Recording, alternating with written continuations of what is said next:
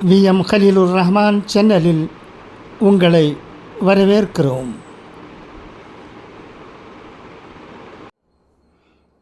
அஸ்ஸலாமு அலைக்கும். தினமணி பத்திரிகையில் வெளிவந்திருக்கும் ஒரு மிக முக்கிய செய்தி படிக்கிறேன் கேட்பீராக.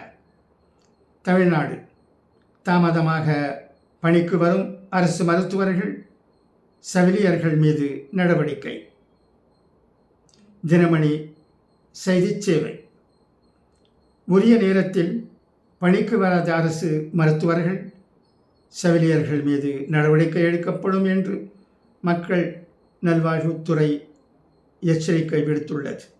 இது தொடர்பாக அனைத்து மாவட்ட சுகாதார அலுவலர்களுக்கும் சுகாதாரத்துறை சார்பில் அனுப்பப்பட்டுள்ள வழிகாட்டுதல்களில் குறிப்பிடப்பட்டிருப்பதாவது: அரசு மருத்துவமனைகளில் பணியாற்றும் மருத்துவர்கள், செவிலியர்கள், சுகாதார பணியாளர்கள் உரிய நேரத்தில் பணிக்கு வருவதை உறுதி செய்ய வேண்டும். சிகிச்சை வழங்க மருத்துவம் சாராத பணியாளர்களை ஈடுபடுத்தினால் சம்பந்தப்பட்ட மருத்துவர்கள் மீது ஒழுங்கு நடவடிக்கை எடுக்கப்படும். அரசு மருத்துவமனைகளில் உள்ள துறை சார்ந்த மருத்துவர்கள் அனைவரும் காலை 7:30 மணி முதல் 12 மணி வரை புற நோயாளிகளுக்கு சிகிச்சை வழங்குவது கட்டாயம்.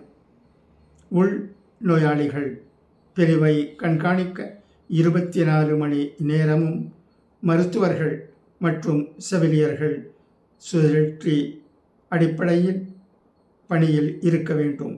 மற்ற மருத்துவர்கள் காலை 9 மணி முதல் மாலை 4 மணி வரை பணியில் இருத்தல் அவசியம். நிலைய மருத்துவ அதிகாரி RMO காலை 7 மணியிலிருந்தே மருத்துவமனையின் செயல்பாடுகளை கண்காணிக்க வேண்டும். மருத்துவமனை கண்காணிப்பாளர்கள் காலை 8 மணி முதல் பணிகளை மேற்கொள்வது கட்டாயம். பல் மருத்துவம் மற்றும்